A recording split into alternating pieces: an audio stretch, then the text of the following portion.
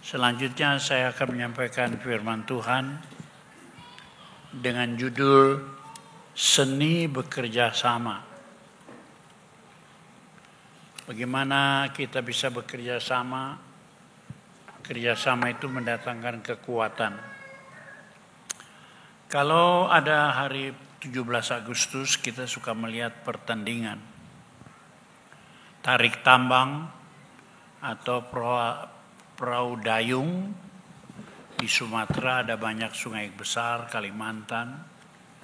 Perahu dayung itu merupakan satu tim bekerja sama. Bahkan supaya kerjasamanya itu mantap pakai gong. Dung, dung, dung. Maka perahunya laju sebagai satu tim kerjasama yang baik.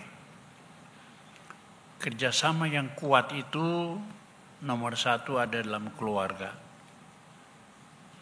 Ayah, ibu, anak-anak kalau bisa satu hati merupakan satu tim kerjasama. Sebab itu tidak boleh mendidik anak hanya keras saja. Anak yang dididik dengan kekerasan menjadi orang yang keras lagi, lebih keras. Dan tidak punya disiplin yang baik. Harus dididik dengan rasa kasih dan disiplin. Jangan kasih yang memanjakan, nggak jadi orang. Jangan disiplin terlalu keras. Hukuman terlalu keras, nggak jadi orang. Tapi kalau seimbang, anaknya nanti cemerlang. Karena itu sudah sekalian, dasar daripada bekerja sama itu adalah rasa kasih dan kepedulian. Dalam keluarga sangat ditonjolkan rasa kasih dan peduli, tapi juga disiplin yang kuat. Saya dibesarkan dalam rasa kasih sayang yang kuat, tapi disiplin juga kuat. Di Kalimantan, saya anak Kalimantan, ada rotan. Kalau saya melanggar, saya disiplin dengan rotan. Tapi kasih orang tua, pelukan dan kasih sayangnya yang membesarkan saya menjadi manusia. Nah,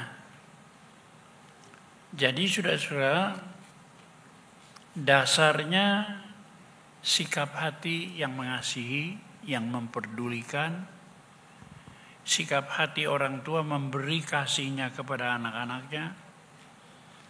Tapi bukan cuma kasih manusiawi, enggak. Kasih yang didasari karena kita mengasihi Tuhan, maka Tuhan mengasihi kita,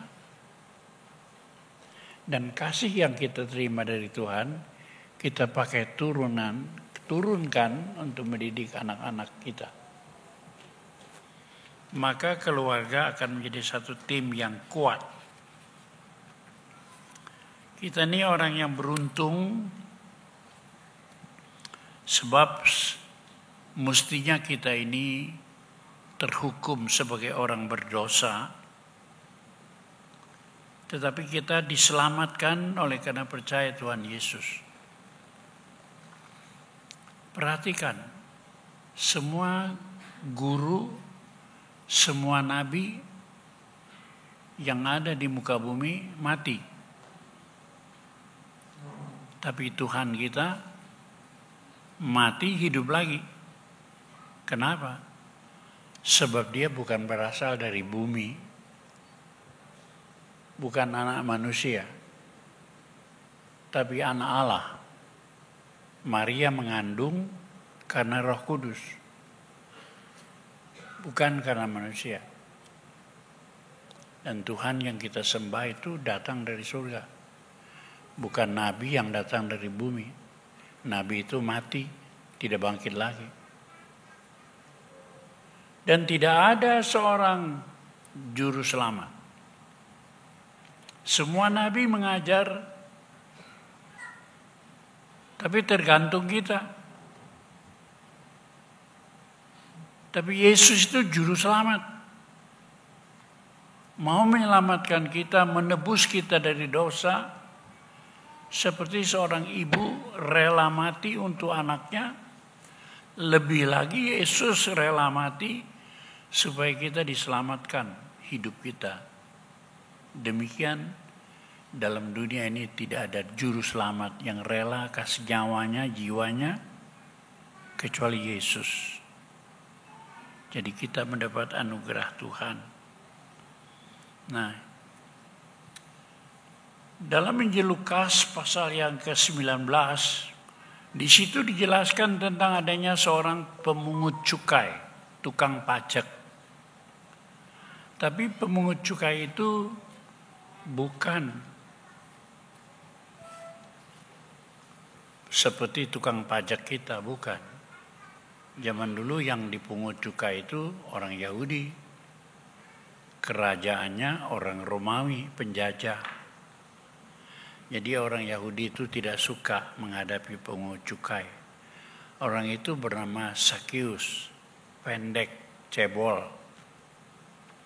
Dia mendengar tentang Yesus menyembuhkan orang, bahkan menghidupkan orang mati. Dia ingin bertemu dengan Tuhan Yesus. Tapi karena cebol dia tidak mungkin.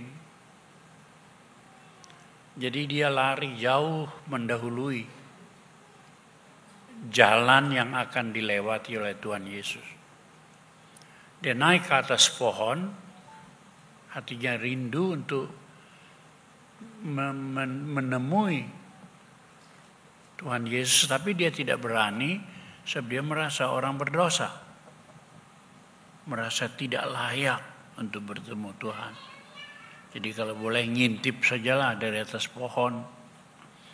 Itu sebabnya maka dia naik di atas pohon. Dan Tuhan Yesus lewat di bawahnya. Dia lihat.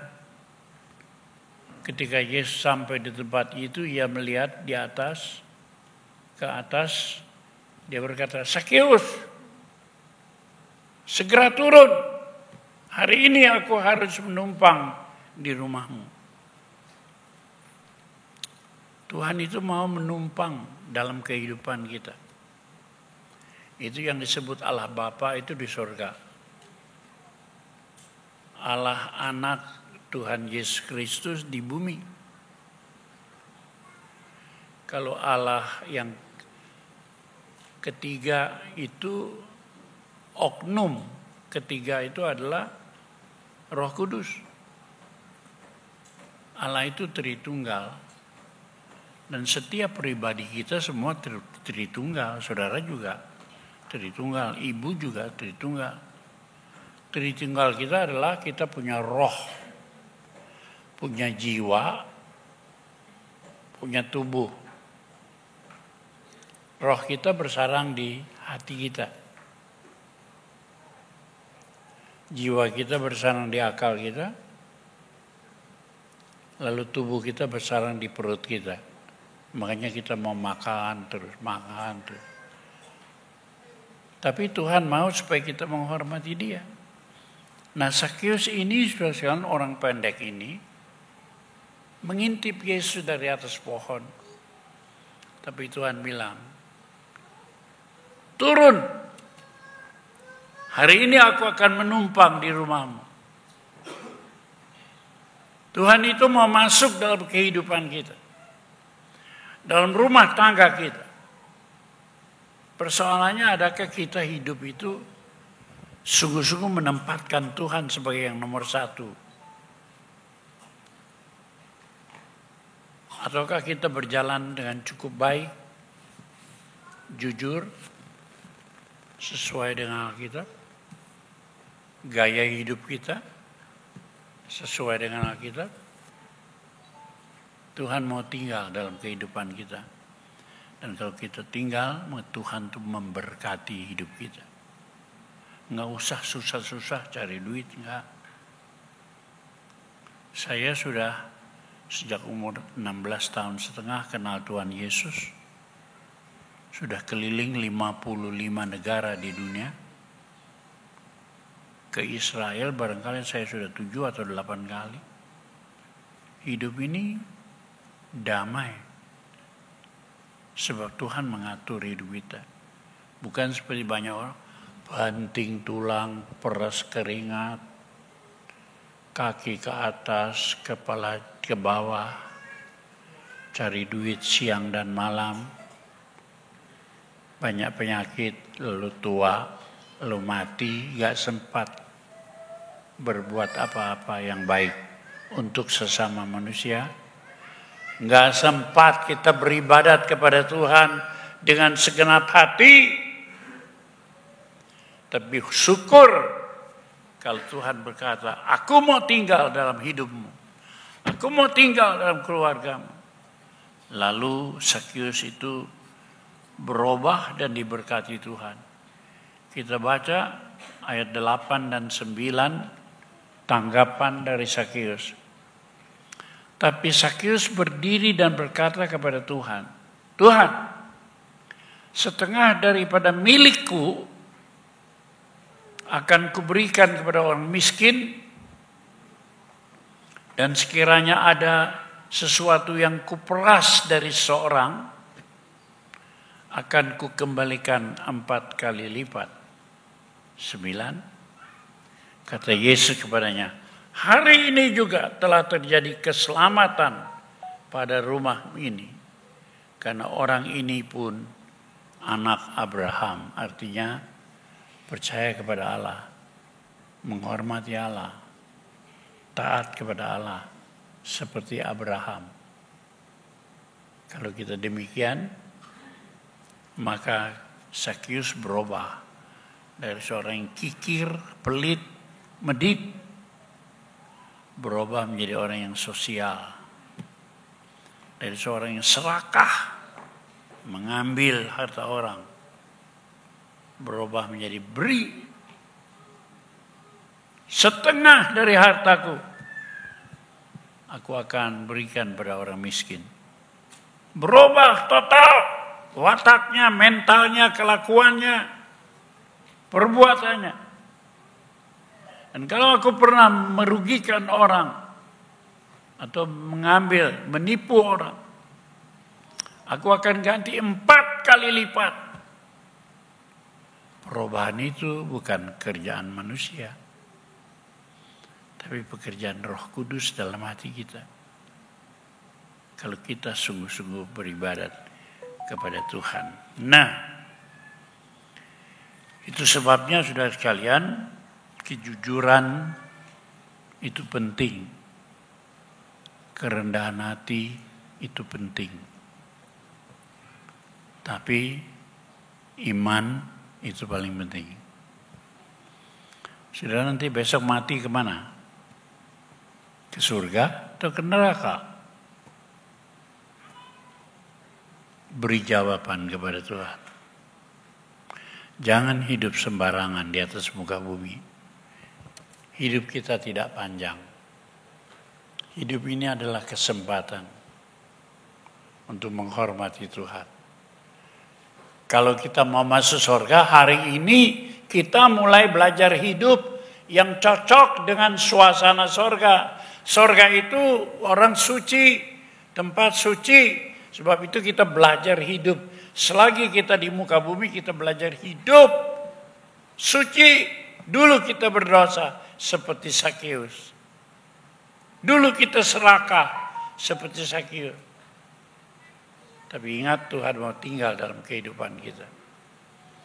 Biarlah kita berkata, Tuhan ampuni kami. Kami mau berubah. Kami mau diberkati. Seperti Sakyus, demikian kami diberkati. Jadi, kita akan sungguh-sungguh diberkati Tuhan kalau kita mentaati firman-Nya. Saya harap hari penyerahan anak ini sungguh-sungguh bukan hari ayah ibu semua datang mendekat pada Tuhan. Saya lihat banyak ayahnya yang belum bergereja di sini atau belum bergereja di tempat lain.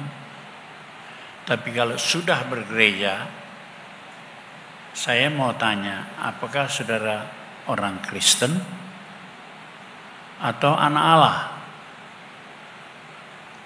Tolong tayangkan Injil Yohanes pasal 1 ayat 12. Mulai sekarang berhenti jadi Kristen, berubah jadi anak Allah. Kristen tidak menyelamatkan dan agama Kristen tidak bisa menyelamatkan. Tapi yang menyelamatkan kita adalah Tuhan Yesus. Kalau kita sungguh-sungguh menjadi anak Allah. Ayatnya ini. Tetapi semua orang yang menerimanya, diberi kuasa supaya menjadi anak-anak Allah. Yaitu mereka yang percaya dalam namanya. Jadi saudara sungguh-sungguh hormat pada Tuhan Yesus. Beribadat dengan teratur. Saudara berubah menjadi anak Allah. Kalau cuma ke gereja tapi tanpa mengerti, tanpa berbuat apa yang dikehendaki Tuhan, maka saudara cuma orang Kristen. Tapi hari ini ada berita baik, supaya kita jangan jadi orang Kristen tidak bisa masuk surga. Tapi kalau kita anak Allah, kita bisa masuk surga. Kita diterima. Terutama kita yang berubah, ada pembaruan dalam hati kita, ada pembaruan dalam gaya hidup kita, maka kita diberkati Tuhan. Amin.